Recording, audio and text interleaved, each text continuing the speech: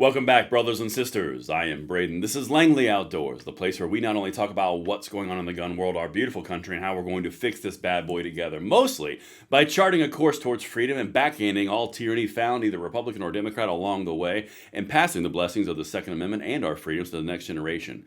Guys, we've got to talk about this Bondi situation. That's what this whole video is going to be about. The extended deadline for the 2A orders that were originally due on March 9th are now due on March 16th. There could be a lot of things here to play. I don't know all the inside and the outs. I can promise you I've been on the phone call with a lot of people. There's things that are happening, but you have to understand where we're at right now is no doubt make or break. Everything will be linked in the description box below. I can't wait to hear what you guys think. And of course, make sure you hit that like button, subscribe to the channel, turn the notification bell on, because that pesky YouTube algorithm is unsubscribing people.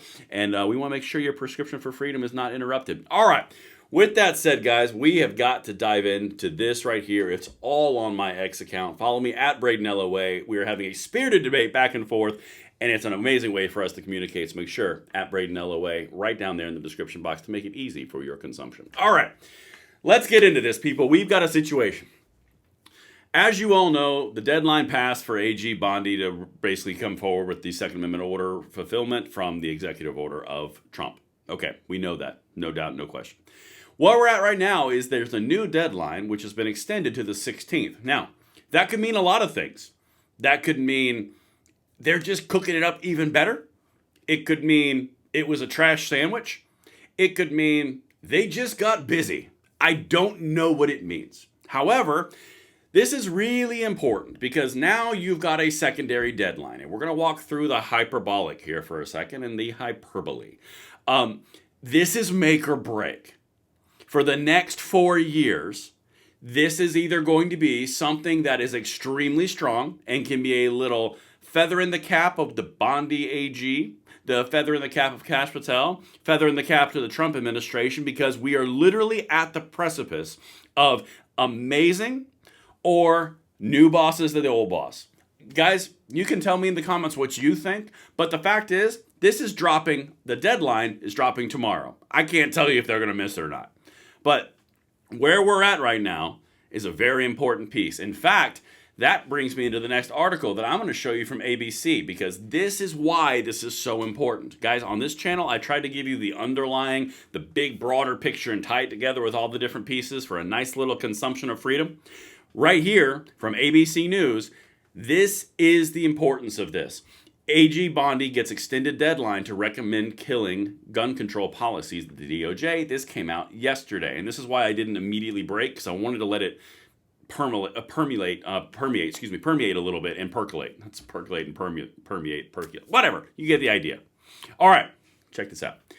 The deadline quietly passed on Attorney General Pam Bondi delivering a report to President Donald Trump on whether any leftover Biden administration policies infringe on Americans' right to bear arms. First of all, they're all still in there. There's no leftovers. They made it a thing. Anyway, it came just days after Democratic leaders sent her a letter suggesting there is plainly no need for a new plan of action. Editor's note, don't follow that advice. Okay, let's continue. The president instructed Bondi to examine all orders, regulations, guidance, plans, international agreements, and other actions of executive departments and agencies and determine if any of them violate the Second Amendment. I'll make you a Cliff Notes version. The answer is yes. It is everywhere. For the love of God, don't miss this opportunity. All right, let's keep going. This is the important piece right here. The 30-day mark for Bondi to report back to Trump through his domestic policy director would have been this past Sunday, March 9th. On Thursday, a Department of Justice official confirmed to ABC News that the deadline had been extended to Sunday, March 16th. This part right here. If anyone in the administration is watching or listening, this part right here is the perception you need to master and you need to counter. Andrew Willinger, executive director of the Center for Firearms Law at Duke University School of Law, told ABC News that broadly written executive order signals to me that this isn't a top priority for the Trump administration. Is that true? Is this not a top priority? ABC and the people at the gun control organization of the Firearms Law at Duke University School, the left, are telling you, oh, we're reading this as it's not a top priority. Is it not a top priority? Because you have an opportunity to backhand tyranny across the board with all the levers of power. Prove them wrong. They are telling you, they're calling your bluff. Prove them wrong. Let's keep going. Quote, obviously, if there were things that were on the administration's radar as possibly violating the Second Amendment or violating the rights of gun owners in some way, they could have started to roll those back right away, and we wouldn't have needed to take the intermediary step of issuing a directive to Attorney General to figure out what was worse. Guys, hey, people on our side, the left is openly mocking you. This is what I personally do to the left when they say that we're going to take all the assault weapons and we're going to do all the gun control and we're going to do a 10,000% excise tax on all gun purchases. I mock them because they quite literally overstep their bounds and they just completely are lying out their butts. This right here, they're doing the same thing to you and mocking you while you do it. If they really care, they would have rolled it back immediately. Hey guys, this is the really horrible part of this. Our side is starting to feel this way. The left is mocking it. Our side, the gun rights advocates, the 2A side, is starting to notice this exact same thing. By the way, we noticed it on day one, but we were absolutely willing to give you runway to do the things you needed to do. They're mocking you, and the people who are your supporters, feel the same way. That's not good. That's why this is make or break. That suggests that there's nothing out there that the administration viewed as so pressing that they had to get rid of it right away. Is that true? Because again, you have an opportunity to backhand them tomorrow. This is make or break. Quote, promises made to law-abiding gun owners are being kept by President Donald J. Trump, Hamlin said. NRA members were instrumental, turning out in record numbers to secure his victory, and he is proving worthy of their votes, faith, and confidence in his first days of office. And this is the part where I'm going to be really, really blunt with anyone watching who would be in a position to do something about this. You need the Second Amendment supporters. You need the Second Amendment advocates. Because the things that you're going to do in the general population in order to fix what the problems are, and it's obvious what the problems are, you're going to take on water with voters in other areas. You need to have the 2A supporters firmly in your camp. Right now, that is waffling because this make or break moment. You have the opportunity. You can take it and secure an entire section of your base. Lock it in place with something strong that comes out and can fully be worked with. This is the opportunity. This is the moment. You can seize it and own it if you like Eminem. But literally, this is it. The whole point. These voters are what delivered you the White House. You do not turn your back on them because the other things, you're going to lose support in other areas to fix the things you need to fix. Guys, please, let's keep going. And let me know what you think in the comments on this one and send this out because this part right here, this is the gun control advocates that we got to read about. All right. A Pew Research Center poll released in July 2024 found that 61% of respondents agree that it is too easy to legally obtain a gun, and 58% favored stricter gun laws.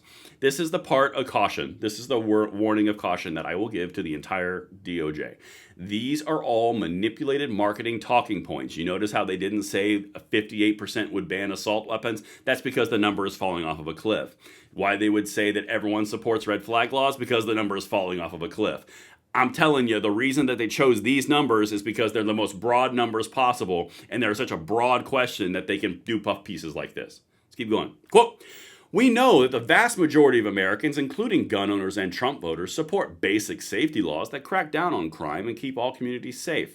These policies are in no way inconsistent with the Second Amendment, said Chris Brown, president of the gun-controlling gun safety advocacy group Brady United.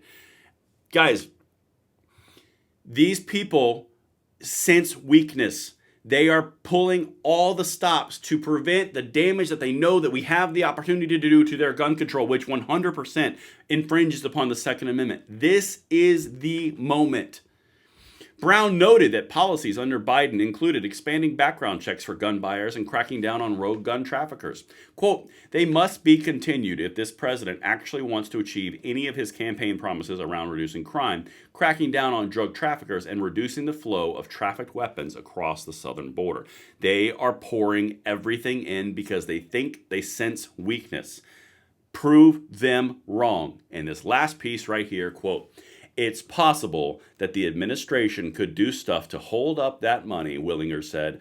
I don't know what wiggle room they have to do that, talking about the Bipartisan Safer Communities Act.